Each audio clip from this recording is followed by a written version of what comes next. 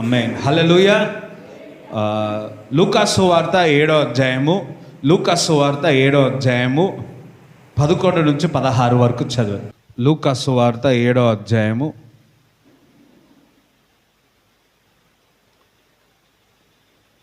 11 నుంచి 16 వరకు చదువు.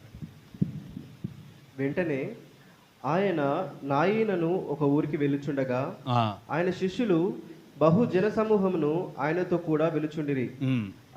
ఆయన ఆ ఊరి గవని యొద్దకు వచ్చినప్పుడు చనిపోయిన ఒకడు వెలుపలికి మోసుకొని పోబడుచుండెను.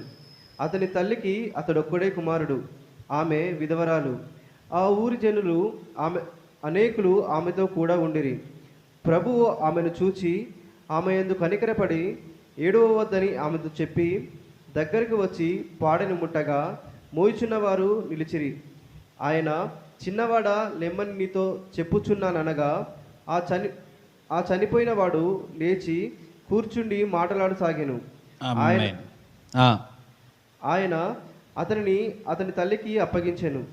అందరూ భయాక్రాంతులై మనలో గొప్ప ప్రవక్త బయలుదేరి ఉన్నాడనియు దేవుడు తన ప్రజలకు దర్శనంను గ్రహించి ఉన్నాడనియు దేవుని మహిమపరిచిరి. ఆమేన్.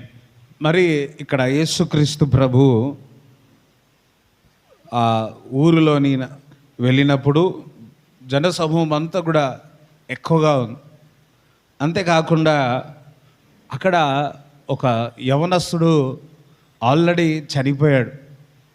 చనిపోయి సమాధి పెట్టడానికి వెళ్తూ ఉన్నారు. మరి బైబిల్లో చూస్తే దేవుని ఒక లేఖనములు చెప్తా ఉంది, ఆ తల్లికి ఒకే ఒక కుమారుడు, దానితో పాటు ఆమె విధవరాలు.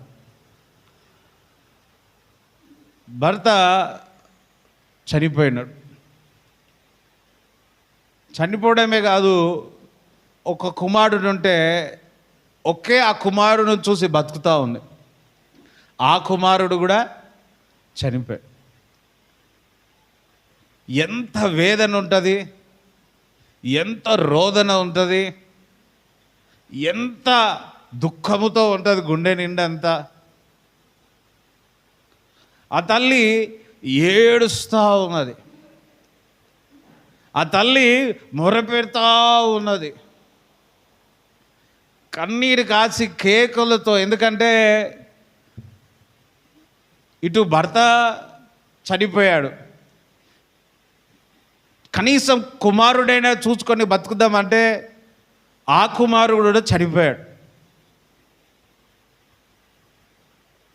తన జీవితం అంతయు కూడా చీకటిమయం అయిపోయింది. ఆ హృదయ రోదనతో ఏడుస్తూ ఉంది. అసలు దేని గురించి ఈ లోకంలో ఉండాలా అర్థం కాని పరిస్థితుల్లో ఉన్నది. ఆ ఊరిలో ఉన్నవారు అందరూ కూడా ఆ తల్లిని చూసి వాళ్ళు రోధిస్తూ ఉన్నారు, వారు ఏడుస్తూ ఉన్నారు, కానీ ఏం చేయలేరు.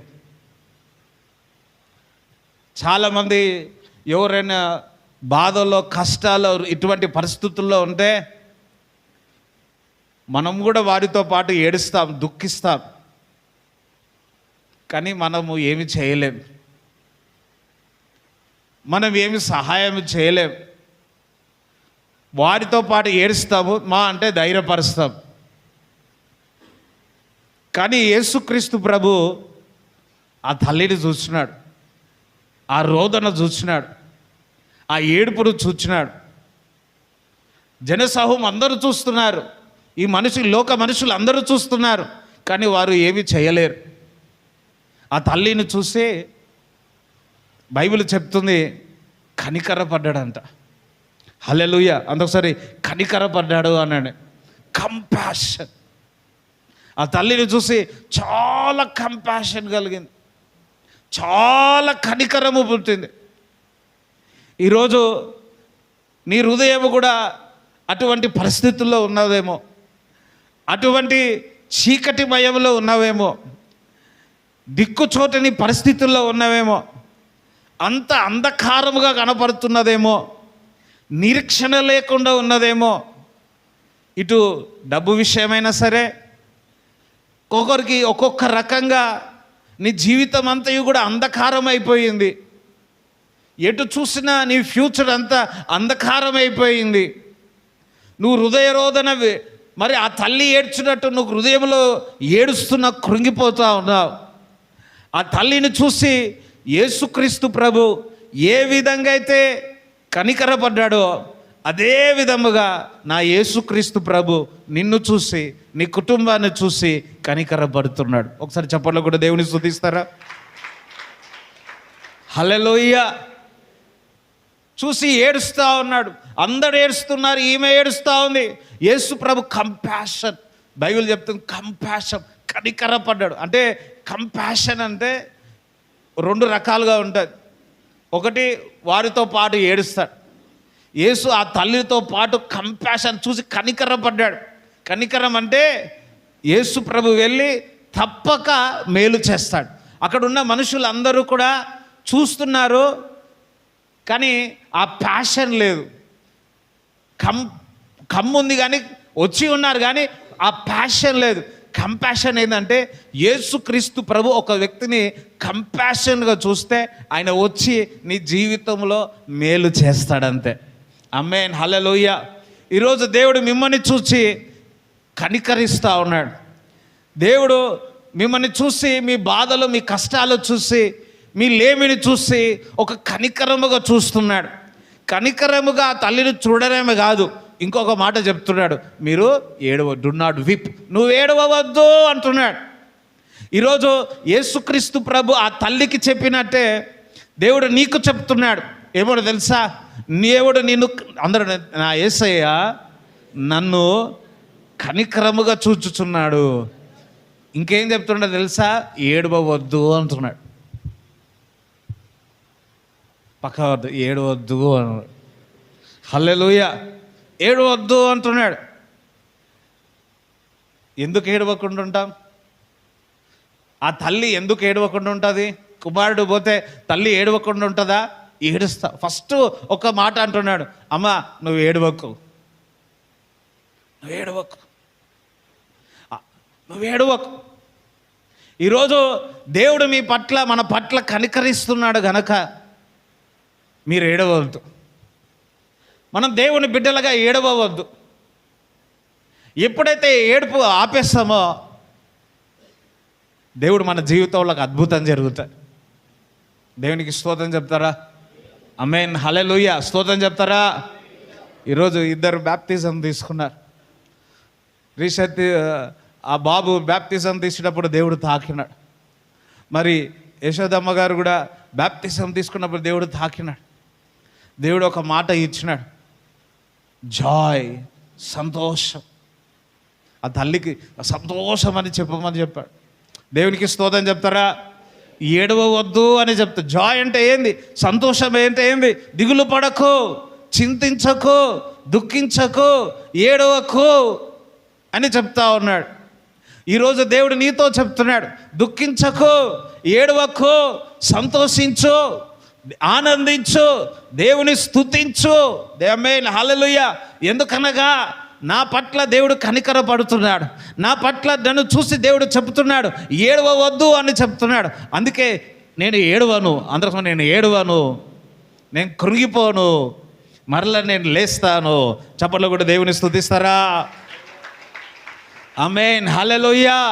మీ దుఃఖము చూడండి. ఆ తల్లి ఒకటి, యేసు ప్రభు ఆ తల్లిని చూసి కనికరపడి, ఇదిగో నువ్వు ఏడవవద్దు, ఇదిగో అని చెప్పి ఆ కాఫీన్ బాక్స్ తెరిచి, ఇదిగో లేవమంటే ఆ యవనస్తుడు, చనిపోయిన వ్యక్తి తిరిగి లేచి, ఆ లేచిన వ్యక్తిని ఆహారం పెట్టమన్నాడు. ఆ తల్లికి ఆ కుమారుడి అప్పచెప్పి ఉన్నాడు. చూడండి, ఆ తల్లి యొక్క అంగలార్పు నాట్యముగా మార్చి ఉన్నాడు. ఆ కన్నీరంతా ఆనంద బాష్పాలుగా మార్చినాడు. దేవుని బిడ్డలారా, ఈరోజు దేవుడు నిన్ను కనికరిస్తూ ఉన్నాడు, కనికరిస్తూ ఉన్నాడు, కనికరముతో చూస్తున్నాడు. హల్లెలూయా. నువ్వు అనుకుంటున్నావు నా బాధల్లో, నా కష్టములో అసలు దేవుడు నన్ను చూచుచున్నాడా, అసలు దేవుడే ఉంటే ఇది ఎందుకు నాకు జరుగుతుంది అని నువ్వు తట్టుకోలేని పరిస్థితుల్లో ఉన్నావు, అవమానముతో ఉన్నావు. కొన్నిసార్లు ఎట్లా ఉంటుందంటే దేవుని బిడ్డలకు ఏదైనా కొంచెం ఆలస్యం అవుతూ ఉంటే అబ్బా సూటుపోటు మాటలతో తట్టుకోలేను, ఆ మాటలు తట్టుకోలేని పరిస్థితుల్లో ఉన్నా. దేవుడు చెప్తున్నాడు, నేను నీ జీవితంలో అకాశముగా సడన్గా ఏదైనా జరిగినది అది నువ్వు తట్టుకోలేకపోతున్నావేమో. చూడండి, మీ కుమారులు మీ పిల్లలు ఏడుస్తుంటే తల్లిదండ్రులు సంతోషిస్తారా? ఆ కుమారుని చూసి, ఆ కుమార్తెను చూసి మీరు ఏం చేస్తారు? మీరు దుఃఖముతో ఉంటారు, మీరు వేదనతో ఉంటారు. హల్లెలూయా. ఒక మాట చెప్పాలి అంటే కుమారుడు కుమార్తె కంటే ఎక్కువగా తల్లిదండ్రులు బాధపడతారు. అయ్యో అవునా కదా? వాస్తవంగా తల్లిదండ్రులు చెప్తారా? హల్లెలూయా. మనం కుమారుడు బాధపడుతున్నాడు అనుకోండి, కుమార్తె బాధపడుతున్నాడు అనుకోండి, తల్లిదండ్రులు సుడినికి అట్లా కనపడతారు. కానీ చిన్న పిల్లోనికి ఏదైనా దెబ్బ తాకిందనుకో ఆ నొప్పి అంతా ఎవరు బేరు చేస్తారు? ఆ బాబే. కానీ అది తట్టుకోలేక కుమిలిపోయేవారు ఎవరు? తల్లిదండ్రులు. ఒక ఒక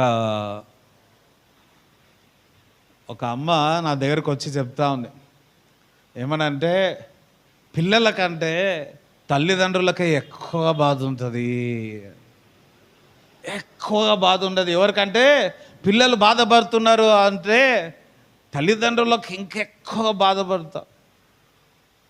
పిల్లలు ఏమనుకుంటారంటే చిన్నోని ఎక్కువ చూస్తారు, పెద్దోని ఎక్కువ చూస్తారు.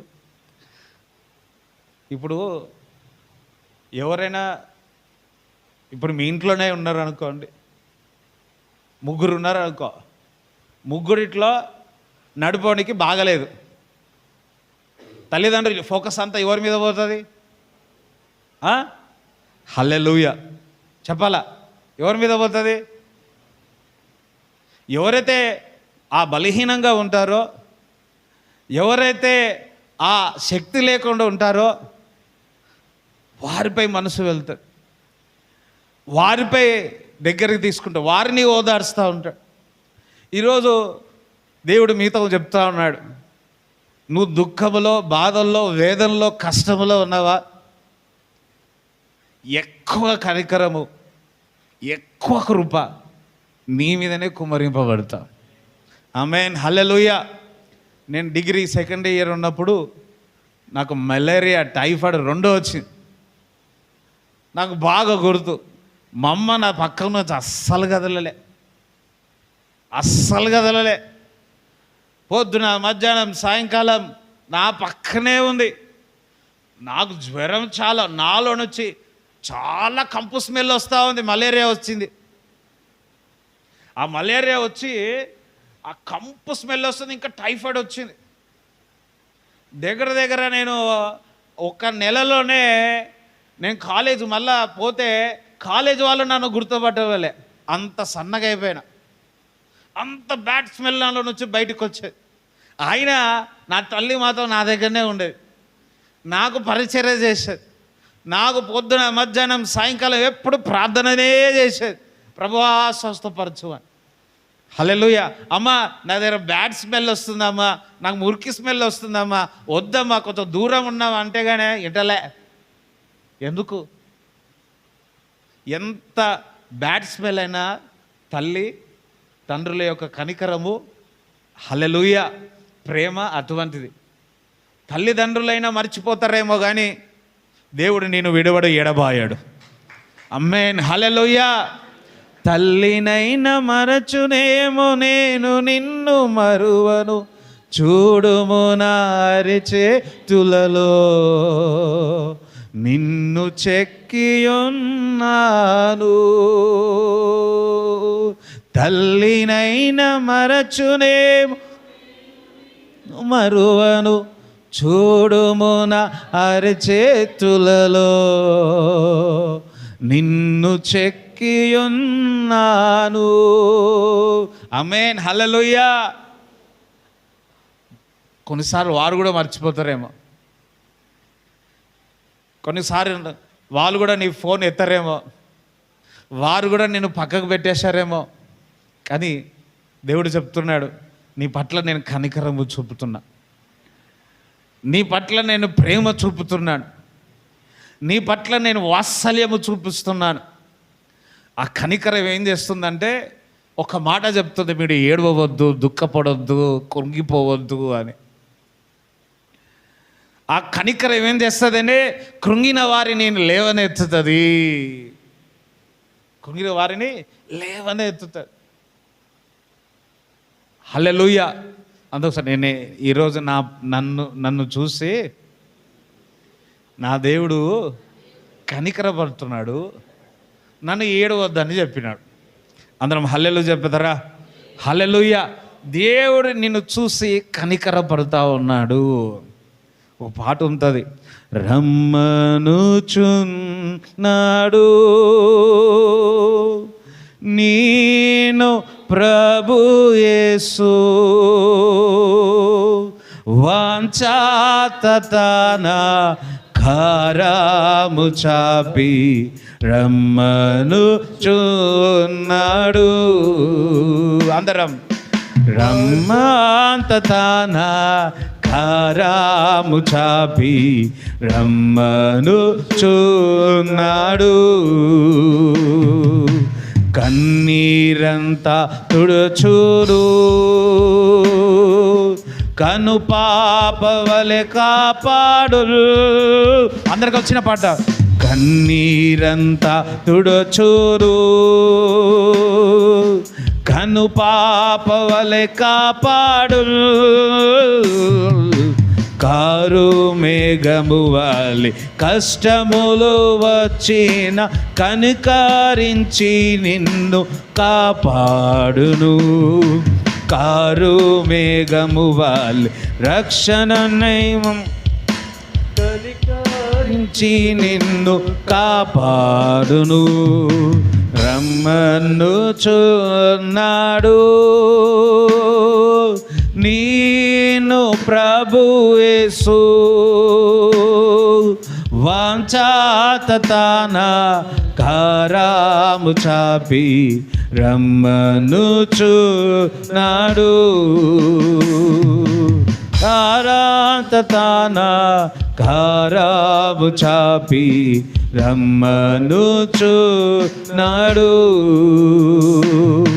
సొమ్మశీలు వేలలో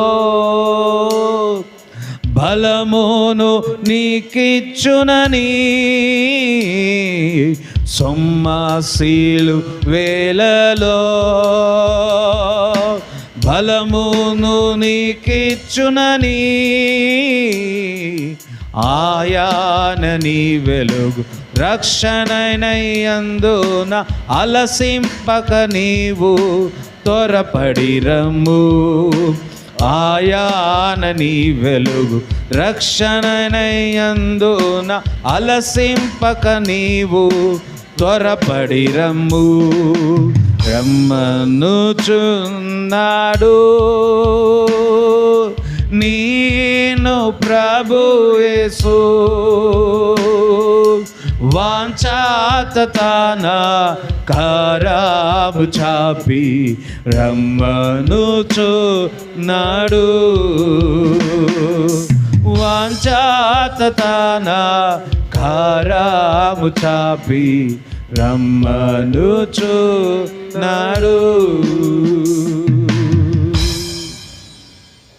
ఆమేన్, హల్లెలూయా.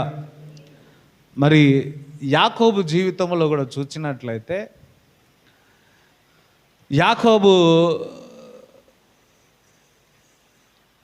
ఇషావు యొక్క ఆశీర్వాదాన్ని ఏం చేస్తాడు?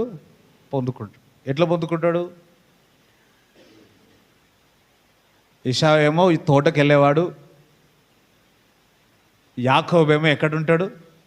ఇంట్లోనే ఉండేవాడు. మరి ఇసాకు చెప్పినాడు, ఇదిగో నేను వృద్ధార్పంలో ఉన్నా, నా వయసు మీద పడుతుంది, నేను నీకు ఆశీర్వాదం ఇస్తా, అయితే మంచి వండుకొని తీసుకురా, వింటున్నారా, అప్పుడు నేను ఆశీర్వదిస్తా. ఈ మాట ఎవరు విన్నారు? రెబెకా విన్నారు.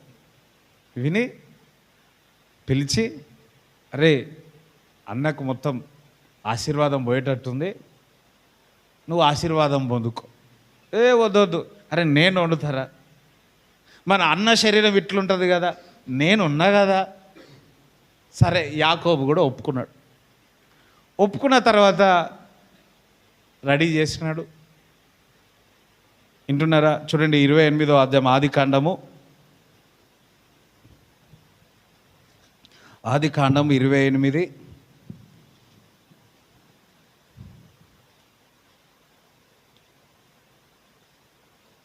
చూడండి ఏ విధంగా, మొదటి నుంచి 5 వచనాలు చదవండి. ఇస్సాకు యాకోబును పిలిపించి, నీవు కానాను కుమార్తెలలో ఎవతను వివాహము చేసుకొనకూడదు.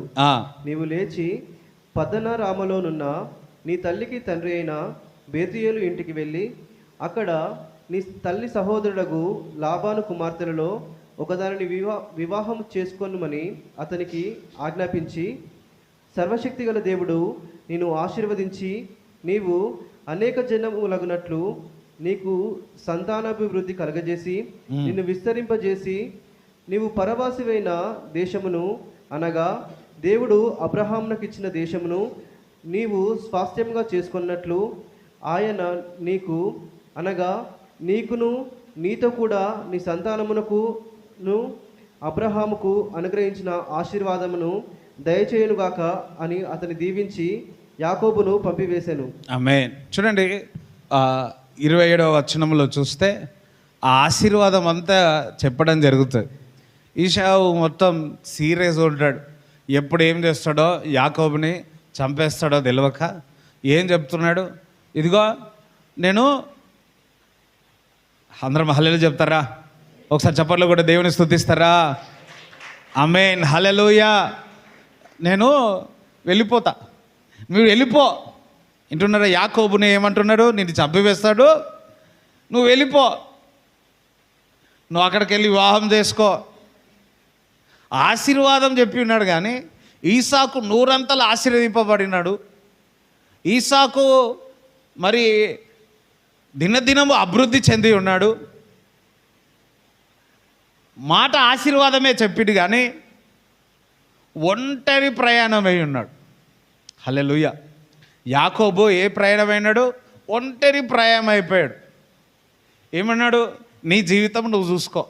ఒక మాట చెప్పాలి అంటే, నీ జీవితం నువ్వు చూసుకో, నీ బతుకు నువ్వు బతుకు, నువ్వు వెళ్ళి అక్కడ వివాహం చేసుకో. నువ్వు వెళ్ళని ఏం చేసినారు? ఇద్దరు బయటికి పంపించేసినారు. హల్లెలూయా. ఈయన జీవితం ఏమైపోయింది? ఒక మాట చెప్పాలి అంటే, ఇంట్లో ఉండే వ్యక్తి, అసలు ఈశావైనా బయటికి వెళ్ళి అక్కడక్కడ వేట చేసేది, కానీ యాకోబు ఇంట్లోనే ఉండేవాడు. అలాంటి వ్యక్తి సడన్గా నువ్వు ఇంట్లో నుంచి వెళ్ళిపో, ఇక్కడ ఉన్నవాటే నిన్ను చంపేస్తారు, నువ్వు ఇంట్లో నుంచి వెళ్ళిపోయి ఇగో పలానా వారి దగ్గరికి వెళ్ళు, అక్కడ నువ్వు వివాహం చేసుకో, ఆ వివాహంకి నన్ను కూడా పిలవక మేము కూడా రాము. ఎంతమందికి అర్థమవుతుంది? యాకోబు పెళ్ళికి వీళ్ళిద్దరు పోయిరా? పోలే. బతికే ఉన్నారు, మళ్ళా పోయిరా? పోలే. అంటే నేనేమంటానంటే, పంపించేటప్పుడే ఆశీర్వాదం అయితే పొందుకున్నాడు, వాగ్దానాలు అయితే పొందుకున్నాడు, కానీ ఒంటరి ప్రయాణం చేసినాడు. యాకోబుకు తన జీవితం అంతా డిమ్ అయిపోయింది, తన జీవితం అంతా అంధకారం అయిపోయింది, తన జీవితం అంతా ఫ్యూచర్ అంతా బ్లాంక్ డిమ్ అయిపోయింది. ఎటు తోచని పరిస్థితిలో యాకోబు ఉన్నాడు. చూడండి, ఉన్నట్టుండి మనం బయటకు వచ్చినాం అనుకో ఎట్లుంటుంది? ఫర్ ఎగ్జాంపుల్, ఒక్క స్థలంలో ఉండి పుట్టి పెరిగి ఉన్నారు. ఫర్ ఎగ్జాంపుల్, మనం ఇక్కడుండి యుఎస్కి వెళ్ళినా, ఇక్కడుండి బెంగళూరుకి వెళ్ళినా, ఇక్కడ బెంగళూరు నుంచి ఇక్కడికి వచ్చినా అంత కొత్తగా ఉంటుంది. ఎట్లా నిలదొక్కాలా, ఎట్లా చేయాలా, ఎట్లా నిలబడాలా, ఇదే ఉంటుంది. ఒంటరి ప్రయాణం చేస్తూ ఉన్నాడు. ఒంటరి ప్రయాణం చేసి అలసిపోయి ఉన్నాడు. దిక్కుచోతని పరిస్థితుల్లో ఉన్నాడు.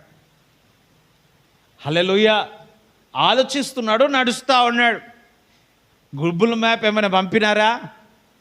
యాకోబు సంచులు ఏమైనా డబ్బు పెట్టినారా? చెప్పాలా, సంచులు అరే పెట్టుకోరా. తల్లి అయితే వండింది, కానీ పోయేటప్పుడు మాత్రం సంచులు ఏమైనా పెట్టిందా? మనకు మురుకులు ఏమైనా పెట్టిందా? ఎవరు చెప్తట్లే, ఏం పెట్టలే.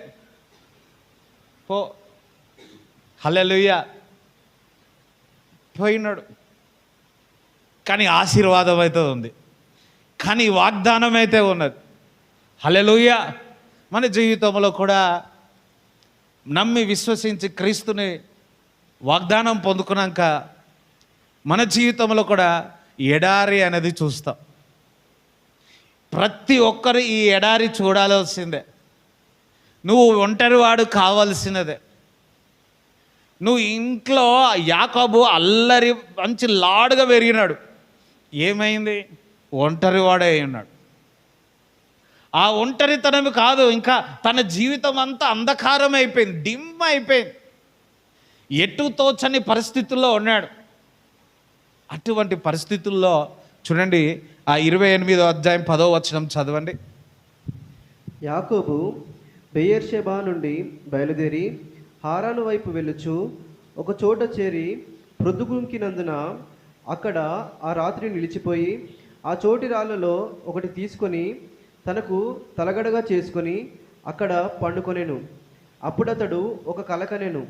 అందులో ఒక నిచ్చెన భూమి మీద నిలుపబడి ఉండెను. దాని కొన ఆకాశమునంటెను. దాని మీద దేవదూతలు ఎక్కుచూ దిగుచూ నుండిరి. మరియు యెహోవా దానికి పైగా నిలిచి, నేను నీ తండ్రి అయిన అబ్రహాము దేవుడను ఇస్సాకు దేవుడనైన యెహోవాను. నీవు పండుకొని ఉన్న ఈ భూమిని నీకును నీ సంతానమునకును ఇచ్చేదను. నీ సంతానము భూమి మీద లెక్కకు ఇసుక రేణువుల వలె నగును. నీవు పడమటి తట్టును, తూర్పు తట్టును, ఉత్తరపు తట్టును, దక్షిణపు తట్టును వ్యాపించదవు. భూమి యొక్క వంశములన్నీ నీ మూలముగాను నీ సంతానము మూలముగాను ఆశీర్వదింపబడును. ఇదిగో, నేను నీకు తోడయ్యుండి నీవు వెళ్ళు ప్రతి స్థలమునందు నిన్ను కాపాడుచు ఈ దేశమునకు నిన్ను మరలా రప్పించెదను.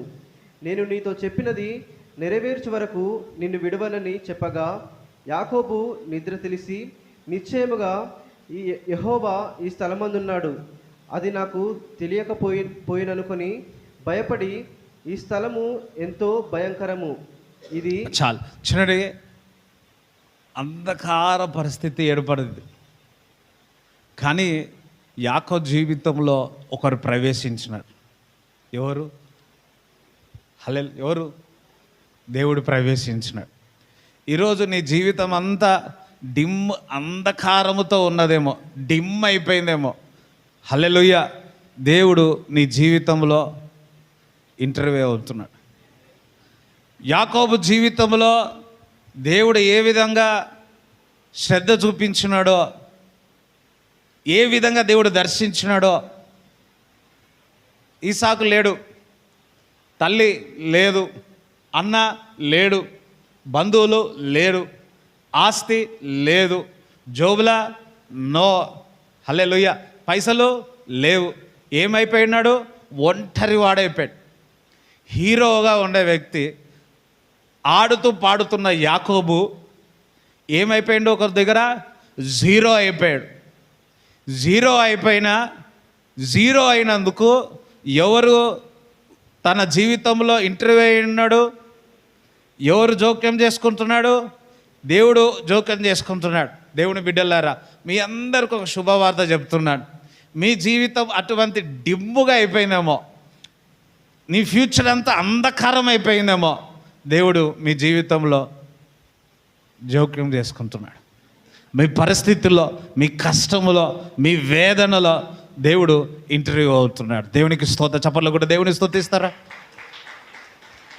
హల్లెలూయా.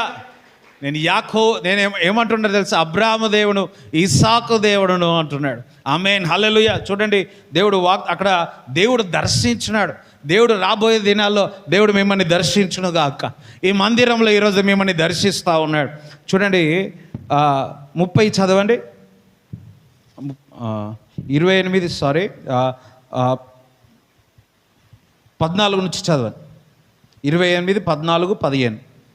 నీ సంతానము భూమి మీద లెక్కకు ఇసుక రేణువుల వలె నగును. నీవు పడమటి తట్టును, తూర్పు తట్టును, ఉత్తరపు తట్టును, దక్షిణపు తట్టును వ్యాపించదవు. భూమి యొక్క వంశములన్నీ నీ మూలముగాను నీ సంతానము మూలముగాను ఆశీర్వదింపబడును. ఇదిగో, నేను నీకు తోడయ్యుండి నీవు వెళ్ళి ప్రతి స్థలమునందు నిన్ను కాపాడుచు ఈ దేశమునకు నిన్ను మరలా రప్పించదను. నేను నీతో చెప్పినది నెరవేర్చే వరకు నిన్ను విడువనని చెప్పగా యాకోబు నీకు చెప్పినది చేసేంత వరకు నేను విడిచిపెట్టా. పక్కవారితో సెకండ్ ఇయర్ ఒకసారి ఏసయ్య నీకు వాగ్దానం ఇస్తున్నాడు. ఈరోజు నేను చూసి కనికరపడిండు. నీకు ఇచ్చిన వాగ్దానము నెరవేర్చేంత వరకు నిన్ను విడిచిపెట్టాడు. ఎవరు? ఈసాక్ కాదు. రెబెక్క వంట వండింది, మంచి వంట వండింది. ఏం చేసింది లాస్ట్లో? స్తోత్రం. ఈరోజు నా అన్న తల్లిదండ్రులైనా, అన్నదమ్ములైన, అక్క చెల్లెలైనా స్తోత్రం. కానీ ఒక్కటి వాగ్దానం దేవుడు నీకు ఇస్తాను. ఆ వాగ్దానం ఏంటో తెలుసా? ఏదైతే నీకు వాగ్దానం ఇచ్చినాడో అది నెరవేరేంత వరకు నిన్ను విడిచిపెట్టాను. స్తోత్రం చెప్తారా? అందుసాడు నా జీవితంలో ఏ ప్రణాళిక దేవుడైతే పెట్టి ఉన్నాడో అది నెరవేరేంత వరకు నా దేవుడు నన్ను విడిచిపెట్టాడు. ఆమేన్, హల్లెలూయా. కనికరం ఏంటో తెలుసా?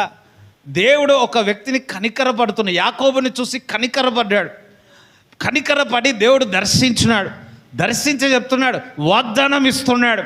ఇదిగో, నువ్వు ఒంటరి వాడవైపోయినావేమో, నేను నిన్ను దీవిస్తా. స్తోత్రం చెప్తారా? నేను నిన్ను ఆశీర్వదిస్తా. వాగ్దానం ఇచ్చినాడు. దూతలు ఎక్కుతూ దిగుతూ ఉన్నాయి. నిక్షేమిగో దేవుని సన్నిధి ఇక్కడ, ఇది బెతేల్ అని రాయబడింది అని ఒక తలుపు పెట్టినాడు, ఒక రాయి పెట్టినాడు, ఒక పిల్లర్ వేసి ఉన్నాడు. చూడండి, నువ్వు ఒంటరి వారైనప్పుడు దేవుడు నిన్ను దర్శిస్తాడు. పక్కవారు, నువ్వు ఒంటరి వాడవైనవా? దేవుడు నిన్ను దర్శిస్తాడు. ఒంటరి వాడైనప్పుడు అది ఆ కాలం ఏందో తెలుసా? దర్శించే కాలం. దేవుడు నిన్ను దర్శించే కాలం. దేవుడు నీతో మాట్లాడే కాలం. దేవుడు నీకు వాగ్దానం ఇచ్చే కాలం. దేవుడు మిమ్మల్ని తప్పక దీవిస్తాడు. మిమ్మల్ని తప్పగా ఆశీర్వదిస్తాడు. లెక్కలేని ఆశీర్వాదాలతో మిమ్మల్ని అద్భుతాలు, ఆశ్చర్యక్రియలు చేస్తాడు. ఆమేన్, హల్లెలూయా. అందుకోసం నాకు ఇచ్చిన వాగ్దానము తప్పక నెరవేరుతుంది. కొంచెం ఆలస్యం అవుతున్నది అనుకో, ఏమంటారు? అందరూ నానా మాటలు అంటారు. చూడండి, పెళ్ళి కాలేదనుకోండి, లేట్ అవుతున్నాను, పెళ్ళి అంటారు. సారీ, జాబ్ ఫస్ట్ జాబ్ అంటారు. జాబ్ రాగానే ఏమంటారు? మళ్ళా పెళ్ళి అయిపోయినాక ఏమంటారు? పిల్లలు అంటారు. ఆలస్యం అవుతున్న కొద్దీ ఎవరో కాదు, దేవుని బిడ్డలే అంటుంటారు, నువ్వు ఇంత ప్రార్థన చేస్తావు కదా, ఇంత భక్తి పడవు కదా, నీ జీవితంలో ఇదెందుకు జరిగింది? ఎందుకు ఆలస్యమైంది? ఎందుకు నీకు కష్టాలు వచ్చినాయి? ఎందుకు నీకు దగ్గు వచ్చింది? నీకెందుకు సర్ది ఎందుకు వచ్చింది? అరే, ఎందుకు వచ్చిందంటే, ఇప్పుడు వర్షాకాలం కొద్ది రోజులు అయితే వస్తుంది. అందరికి ఏమొస్తుంది? మన వాళ్ళకి ఎవరికి రావద్దు, దేవుని బిడ్డలకు సర్ది రాదు, దగ్గు రావద్దు. హల్లెలూయా. కానీ ఇక్కడ ఉన్నాం, ఉదయం నుంచి సాయంకాలం వరకు వానలో తడిచినావు, ఏమొస్తుంది? ఎండల్లో తిరిగినావు, ఏమొస్తుంది? నేను స్ట్రాంగ్. మొన్న ఒకసారి న్యూస్ చూసిన, ఆంధ్రప్రదేశ్ సీఎం పక్కకు ఒక ఆయన ఉన్నాడు, మంచిగా ఉన్నాడు, హట్టకట్ట ఉన్నాడు, పిస్టల్ పట్టుకొని ఉన్నాడు. సడన్గా తొంగమని ఊరిగిండు. ఎందుకు? ఎండ దెబ్బ తాగిందంట. నేనే అనుకున్నా ఆయన అంత స్ట్రాంగ్ కదా, ఎండ దెబ్బ ఎట్లా తగిలింది? అది పోయి 9:30 10:30కే ఎండ దెబ్బ తగిలింది. అంత స్ట్రాంగ్ అయినాక ఆ బలహీనుడు ఎందుకు అవుతాడు? మనం దేవుని బిడ్డలం, ఎండ తక్కువ కొడుతుందా నీకు? మనం దేవుని బిడ్డలం, వర్షం నీకు తక్కువ వస్తుందా? నీకు దేవుని బిడ్డలం, చలి తక్కువ అవుతుందా? అయ్యా చెప్పండి.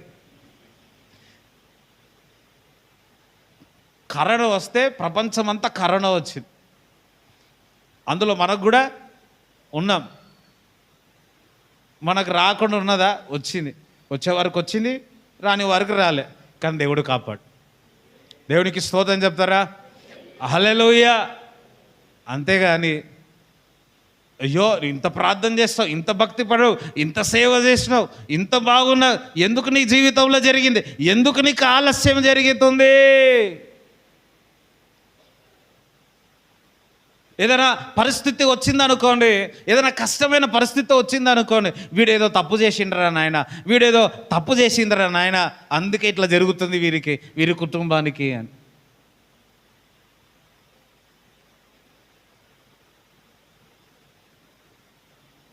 ఎలీషా రెండంతల అభిషేకం పొందుకున్నాడు. రెండంతల అభిషేకం పొందుకొని 7 అద్భుతాలు చేసి 14 అద్భుతాలు చేసినాడు. కానీ మరణించేటప్పుడు మరణకరమైన రోగంతో పడి ఉన్నాడు. ఆ మరణకరమైన రోగంలో ఉన్న వ్యక్తి ఇంకొక చనిపోయే వ్యక్తిని ఆ ఎలీషా సమాధి పైన శరీరంపై వేస్తే ఆ చనిపోయిన వ్యక్తి లేచినాడు. కానీ ఈయన రోగం బాగలే. మరి ఏం చెప్పాలి? హల్లెలూయా. ఒకటి మాట చెప్తున్నాను, మనమందరం నమ్మాల. ఆలస్యమైన నిందలు వచ్చినా, అవమానాలు వచ్చినా, నానా మాటలు అన్నా, నువ్వు ఇంత ప్రార్థన చేస్తావు, ఇంత వాక్యం చదువుతావు, ఇంత ఉపాసం ఉంటావు, నీకు ఎందుకు జరిగింది ఇట్లా, అట్లా జరిగింది, ఇట్లా జరిగింది అని ఎందరేమన్నా, ఒకటి గుర్తుపెట్టుకోండి, నీకు ఇచ్చిన వాగ్దానం నెరవేర్చేంత వరకు ఆయన నిన్ను విడిచిపెట్ట. అందుకని విడిచిపెట్టాడని దేవునికి స్తోత్రం చెప్తారా? దేవుడు నీకు కుమారుడు ఇస్తాడు అనుకో, దేవుడు నీకు కుమారుడు ఇస్తాడని చెప్పినాడు వాగ్దానం. ఆ కుమారుడు ఇచ్చేంత వరకు నేను అసలు వదిలిపెట్టాడు. అయ్యో హల్లెలూయా. దేవుడు నీకు జాబ్ ఇస్తాడు అనుకో, జాబ్ ఇచ్చేంత వరకు నేను వదిలిపెట్టాడు. మీకేం కావాలో అడగండి. ఏమి ఇస్తాడు దేవుడు? నేను ఇస్తే తుస్సు, నేను ఏమని ఇస్తానని అనుకో, మళ్ళీ నా పరిస్థితులు ఎట్లుంటారో నాకు తెలియదు, నేను ఇవ్వలేకపోతానేమో మనుషుల్లో. కానీ దేవుడు నీకు వాగ్దానం ఇస్తున్నాడు, దేవుడు నీకు వాక్కు ఇస్తున్నాడు. ఆయన వాక్కు ఇచ్చేవాడు నరుడు కాదు. భూమి ఆకాశం సమస్తమును సృష్టించిన దేవుడు నీ దేవుడే ఉన్నాడు, మన దేవుడే ఉన్నాడు. ఆ దేవుడు మనకు వాగ్దానం ఇచ్చుచున్నాడు. వాగ్దానం ఇచ్చేవాడు ఆయనే, వాగ్దానము నెరవేర్చువాడు కూడా ఆయనే. ఆమేన్, హల్లెలూయా. ఈరోజు నిరాశలో ఉన్నవేమో, కృంగి ఉన్నవేమో. ఈరోజు మంచి ఏమంటారు, 1 కోటి రూపాయలు ఇస్తున్నారు దేవుడు మీకు. డబ్బులతో పోల్చలేం, డబ్బులు కరిగిపోతాయి. దానికంటే అమూల్యమైన మాట ఏందో తెలుసా? వాక్యం ఏందో తెలుసా? నీ జీవితంలో నేనేదైతే ప్రవచించినానో, ఏదైతే దర్శించినానో, దర్శనం ఇచ్చినానో, అది నెరవేరేంత వరకు నేను ఎన్నడూ ఎప్పటికీ నేను విడిచిపెట్టాను. నమ్మితే బిగ్గరగా చప్పట్లో కూడా దేవుని స్తుతించు, బిగ్గరగా చప్పట్లో కూడా దేవుని స్తుతించు. హల్లెలూయా. దేవుడు నిన్ను విదేశాల్లో తీసుకెళ్తాన్నాడా? అది అవుతుంది అంతే. స్తోత్రం చెప్తారా? మీరు పిల్లలు చూస్తాడని దేవుడు వాగ్దానం ఇచ్చినాడా? అది తప్పక నెరవేర్చు. అబ్రాహాము యొక్క ఆశీర్వాదాలు, అన్ని విషయాలు ఆశీర్వదింపాడు. అబ్రాహాము యొక్క ఆశీర్వాదాలు నేను పొందుకుంటానని నీకు వాగ్దానం ఇచ్చినాడా? అది నెరవేరేంత వరకు నువ్వు సరిపో. ఇక్కడ కొంతమంది, నేను ఇందాక వాక్యం యాకోబుని 28 చదివేటప్పుడు దేవుడు నాతో ఒక మాట చెప్తున్నాడు. ఇక్కడ లోపల ఒక భయం ఉంది. ఏం తెలుసా, నేను చనిపోతానేమో. లోపల ఒకరికి నేను చనిపోతానేమో, నా పరిస్థితి ఏమవుతుందేమో, నా పిల్లలేమో, వారి భవిష్యత్ ఏమో, అది నీకు ఆలోచనలు వచ్చి నీకు సమాధానం లేకుండా ఉంది. దేవుడు నీతో చెప్తున్నాడు, నువ్వు మరణించవు. అయ్యో, నువ్వు మరణించవు.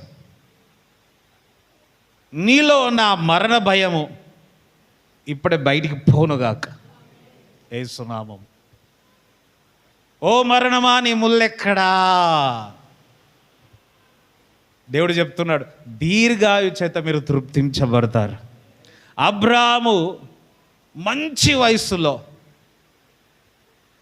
అన్ని విషయాలు ఆశీర్వదించబడి వాగ్దానాలన్నీ అనుభవించి, స్తోత్రం చెప్తారా, నెరవేరి ప్రభునందు నిద్రించినట్టు చూస్తున్నాం. అందరం హల్లెలూయా చెప్తారా? చూడండి, చాలామందిది ప్రారంభము చాలా గొప్పగా ఉంటుంది, కానీ ముగింపు అతి ఘోరమైన పరిస్థితి ఉంటుంది. దేవుని బిడ్డలారా, ఈ సంవత్సరంలో దేవుడు వాగ్దానం ఇచ్చి ఉన్నాడు. కొందరు రాజుల్లాగా ఉంటారు, కానీ సింహంలాగా లీడర్స్ ఉంటారు. కొంచెం అటువంటారైనా ఒకరోజు భయం వేసి చిన్న గదిలో ఉరివేసుకొని చనిపోయిన వారు కూడా ఉన్నారు. వారి ప్రారంభం చాలా గొప్పది, ముగింపు మాత్రము పరిస్థితి కష్టమైన పరిస్థితుల్లో. దేవుని బిడ్డలు, నీ ప్రారంభం ఎట్లున్నా కానీ మొదటి నీ స్థితి కొద్దిగా ఉన్నా తుదకు మహాభివృద్ధి చెందుతారు. ఇన్ జీసస్ నేమ్ ఆమేన్, హల్లెలూయా. అందుసరి నా ముగింపు గొప్పగా ఉంటుంది అనండి, మహిమకరంగా ఉంటుంది అనండి. నమ్మిన వారు బిగ్గర హల్లెలూయా చెప్పండి, బిగ్గరగా హల్లెలూయా చెప్పండి. నా ముగింపు మహిమ ఘనముగా ఉంటుంది అనండి. అయ్యో, ఘనం, స్తోత్రం, ఘనముగా. అందుకని నాకు ముగింపు ఘనముగా ఉంటుంది అన్నాడు. అందరం పుట్టినాం ఒకరోజు. నేనైతే 100 సంవత్సరాల తర్వాత ఏదో ఒక రోజు ఏం కావాలా, కానీ నేను 100 సంవత్సరాలు, దేవుడు నా జీవితంలో, దేవుడు నా ద్వారా ఎన్ని కార్యాలు చేయాలనుకుంటున్నాడో అవన్నీ చేసే నా యాత్రను నేను ముగిస్తా. ఆమేన్, హల్లెలూయా. అయ్యో, స్తోత్రం చెప్పాను. కానీ నేను ఘనముగా ముగిస్తా, గర్వం కాదు. దేవుడు నాకు వాగ్దానం ఇచ్చినాడు. ఆమేన్, హల్లెలూయా. అందుకని నేను ఘనముగా ముగిస్తాను అని. ఆమేన్. మరి ఆ యశోదమ్మ గారు 2 సంవత్సరాల నుంచి బ్యాప్తిజం విషయంలో మరి చాలా ప్రార్థన చేసినాం, కానీ కుదరలేదు. చలికాలం, పెద్ద ఆవిడే, చేయలేం. ఆ నీళ్ళు చల్లగా ఉంటాయి. కానీ అప్పుడప్పుడు ప్రేయర్ చేస్తూనే ఉన్నాం. చాలా కష్ట పరిస్థితుల్లో, మరణకరమైన పరిస్థితుల్లోనూ కూడా వెళ్ళి మరలా దేవుడు బయటికి తీసుకొని వచ్చినాడు. మనం ఆల్ నైట్ ప్రార్థనలు చాలాసార్లు చేసినాం. హల్లెలూయా. దేవుడు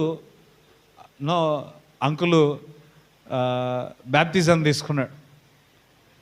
అప్పుడు ఆంటీ తీసుకోలేదు, అమ్మగారు తీసుకోలేదు. దేవుడు ఈరోజు బ్యాప్తిజం వేయాలని దేవుని చిత్తమై ఉన్నది. అది నెరవేరేంత వరకు అమ్మని సజీవంగా పెట్టినాడు.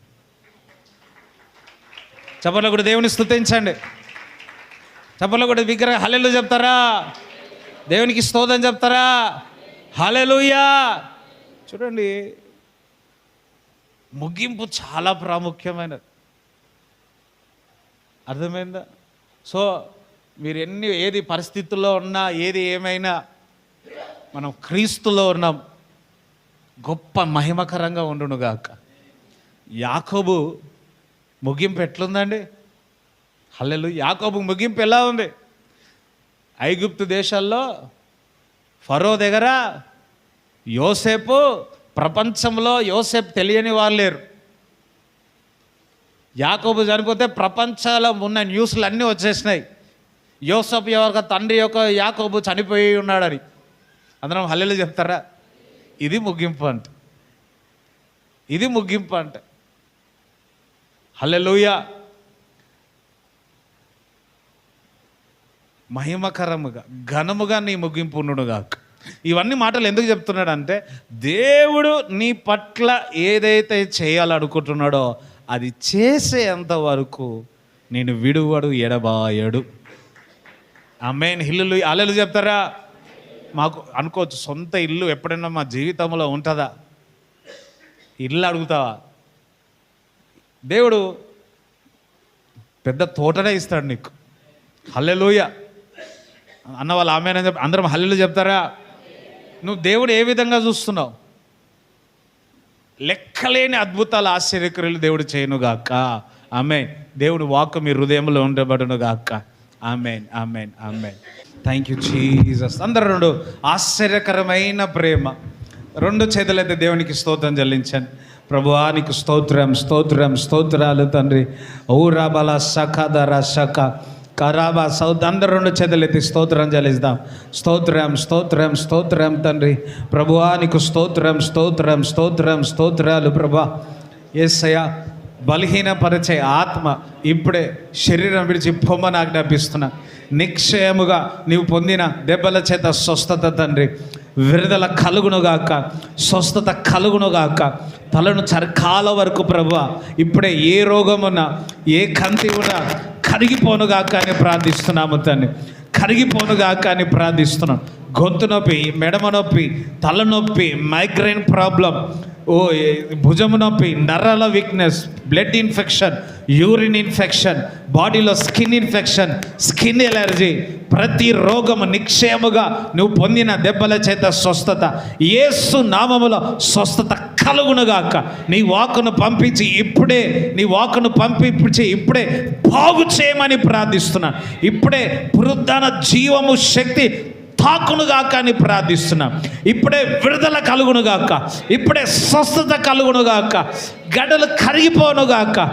మొదటి స్టేజ్, రెండో స్టేజ్, మూడో స్టేజ్, నాలుగో యొక్క స్టేజ్ క్యాన్సర్ని యేసు నామములో శపిస్తా ఉన్నాను, శపిస్తా ఉన్నాను, శపిస్తా ఉన్నాను. ఇప్పుడే చీకటి దురాత్మ క్రియలను యేసు నామములో లయమైపోనుగాక, లయమైపోనుగాక, లయమైపోనుగాక.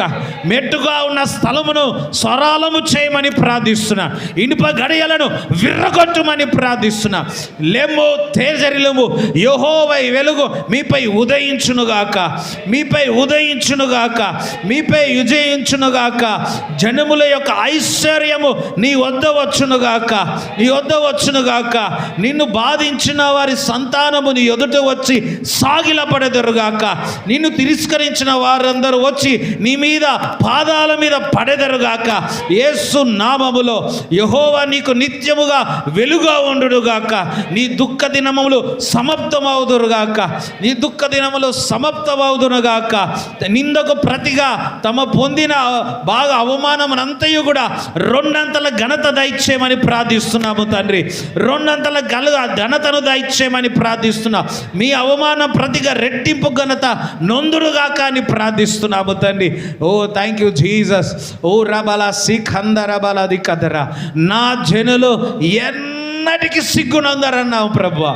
యేసు నామములో ప్రభా నీ బిడ్డలు, ఒలివా మందిరం యొక్క బిడ్డలు ప్రభా యేసు నామములో ఎన్నటికి ఎప్పటికీ సిగ్గునందరని ప్రార్థిస్తున్నాను తండ్రి.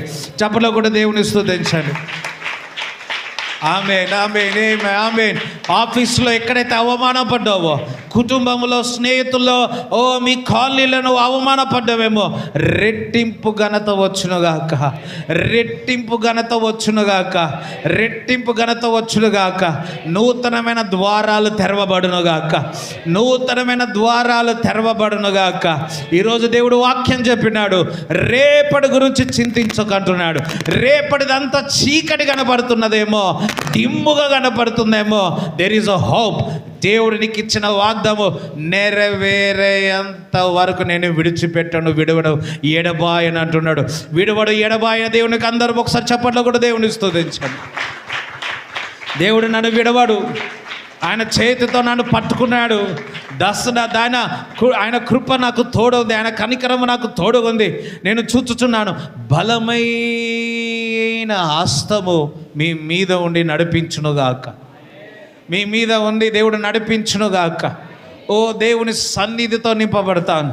ఓ నీ తల మీద కొత్త తైలముతో, కొత్త తైల ఆనందంతో దేవుడు మిమ్మల్ని అభిషేకిస్తున్నాడు. మీ గుండె నిండి పొర్లునుగాక, గుండె నిండి పొర్లునుగాక. దేవుడు చేసే అద్భుతానికి, ఆశ్చర్యక్రియనికి మీ గుండె నిండి పొర్లి పొర్లి పొర్లి పొర్లి పొర్లి పొర్లి పొర్లి పొర్లి పొర్లి పొర్లి పొర్లి పొర్లి పొర్లి పొరగాక. ఓ షారా అంటుంది, ఇదిగో నా దేవుడు నాకు నవ్వు పుట్టించాను, నన్ను చూచేవారందరూ నవ్వెదరుగాక అంటున్నా. దేవుడు ఈరోజు మీ హృదయంలో నవ్వు పుట్టిస్తూ ఉన్నాడు. ఓ మీ హృదయంలో సంతోషంని పుట్టిస్తున్నారు. నిన్ను చూచిన వారందరూ సంతోషించదరుగాక, నిన్ను చూచిన వారందరూ సంతోషించదరుగాక. సంతోషముతో చప్పట్లు కూడా దేవుని స్తుతించండి. హల్లెలూయా. లెక్కలేని అద్భుతాలు, లెక్కలేని ఆశ్చర్యక్రియలు, లెక్కలేని మార్గములు తెరవబడునుగాక. సొంత ఇల్లు దయచేయండి ప్రభా, సొంత పొలమును దయచేయండి ప్రభా, సొంత వ్యాపారము ప్రారంభమవునుగాక, సొంత ఈ ప్రభా హార్ట్ నార్మల్గా పనిచేయనుగాక. Yes lord. ఓ దరబ సఖందర బల శిఖేందరే ఊరుబల సికందర బల సికందరే బలాధిక. దేవుడు ఇంకొక మాట చెప్తున్నాడు, నేను మిమ్మల్ని హెచ్చిస్తాను, నేను మిమ్మల్ని హెచ్చిస్తాను, నేను మిమ్మల్ని ఘనపరుస్తాను. నువ్వు ఏడుస్తున్నావేమో, నీతో పాటు నేను కూడా ఏడుస్తున్నా. నా కుమారుడా, నా కుమార్తె, నేను నిన్ను ప్రేమిస్తున్నా. నీ కొరకు రక్తం కార్చిన, నీ కొరకు చనిపోయాను,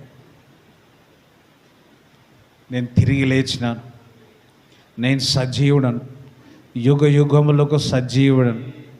నీ జీవితంలో సజీవమైన కార్యాలు రాబోయే దినాలు నేను చేయబోతున్నాను. ఏ నోటితోనే అవమానము నిందలు వచ్చినాయో ఆ నోటితోనే నీ దేవుడు గొప్ప దేవుడని చెప్పబోతున్నాడు. దేవుడు మీకు బహుమానం ఇస్తున్నాడు. ఆ బహుమానాన్ని ఆశీర్వదిస్తూ ఉన్నాడు. దేవుడు మిమ్మల్ని అనేక మందికి భోజనాలు పెట్టే విధంగా చేస్తాడు. దేవుడు బట్ట ఇచ్చే విధంగా చేస్తాడు. అప్పులున్నాయి, అప్పులని కొట్టేయబడునుగాక, అప్పు ఇచ్చే విధంగా దేవుడు చేయునుగాక. Thank you father. వెలుగు వెలుగు వెలుగు మీపై ప్రకాశించునుగాక, ఆయన ముఖ కాంతి మీ మీద ప్రకాశించునుగాక. మీ మీ నోటి నిండా నవ్వుండునుగాక, మీ ఆనందగానంతో దేవుని స్తుతించెదరుగాక. Thank you Jesus, thank you Jesus. Holy spirit, పరిశుద్ధాత్మ ఎంతగానో సంతోషంగా ఉన్నాడు, నాకు తెలియట్లేదు. నేను holy spirit, thank you Jesus. అందరూ దేవుని థ్యాంక్స్ చెప్పాను. నిన్ను పట్ల, నా పట్ల, మనందరి పట్ల దేవుడు సంతోషంగా ఉన్నాడు అని చెప్తున్నా. Thank you Jesus, thank you. వందనాలు, దేవునికి స్తోత్రాలు చెప్పిన అందరూ హృదయపూర్వకంగా అంతరంగములో నుంచి సంథింగ్ మెరకలాయు కావచ్చు, సన్గవద్దు, గుణగవద్దు. ఓ స్తుతించండి, స్తుతించండి, సన్గకండి, గుణగకండి. ఓ స్తుతించండి, స్తుతించండి, స్తుతించండి, స్తుతించండి, స్తుతించండి, స్తుతించండి. స్తుతించినప్పుడు ఎరుక కూడా కూలిపోయినాయి. స్తుతించినప్పుడు, స్తుతించినప్పుడు, స్తుతించినప్పుడు. Thank you father, thank you Jesus, thank you Jesus, thank you Jesus, thank you Jesus, thank you Jesus.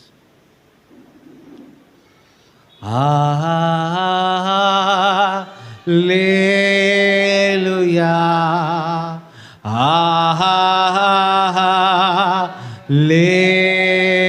హల్లెలూయా, హల్లెలూయా,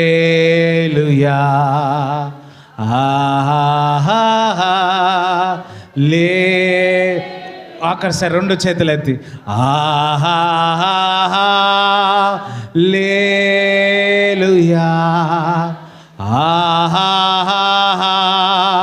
హల్లెలూయా, హల్లెలూయా,